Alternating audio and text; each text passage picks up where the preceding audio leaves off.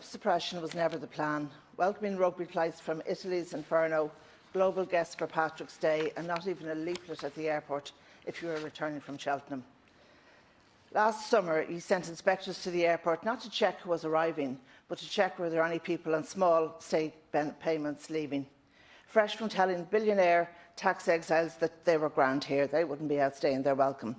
From the outset, wealth has been the motivation, not health.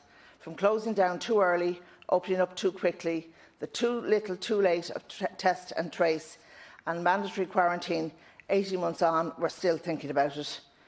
This private wealth over public health is a symptom of the social disease sweeping old politics with its myopia and selfishness. In 2019, the WHO reported 1.4 million people died of TB. Luckily for us in the developed world, they had the decency, in quotation marks, to keep that in their own country and to die out of sight. But then came COVID and it hit us head on. I said to you last Christmas that the only reason that the developed world cares about COVID is because it's a threat to our economies. Some of our frontline workers have yet to receive a first vaccine, while family members or the celebrity in the room got the spare doses. But in poorer countries, frontline workers are battling the virus and its variants, and nothing now and nothing ahead.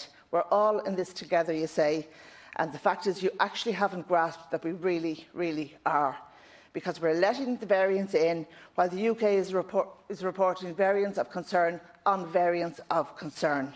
Sinn Féin have advocated for an aggressive suppression from the start, and I'm proud that we support the No Profit on Pandemic European Citizens Initiative. And today I'm calling on the Government to use our seat on the UN Security Council to make the world secure, to stand up for our shared humanity by championing early access to free vaccinations for our brothers and sisters in poorer parts of the world. Yesterday, the Tories announced hotel quarantine from 33 countries, and we're still only talking about 2. Imagine being shown up by the Tories, Minister. The embarrassment. Minister, we need an all-island strategy. We need mandatory hotel quarantine and data sharing from passengers from the north. The Taoiseach yesterday is planning a relaunch, a refresh of living with COVID. Our 3,752 dead and counting, and their families would call that phrase deluded, insensitive and frankly tone deaf. Facing into a crisis, and we're a year into it now, all actions seem too drastic.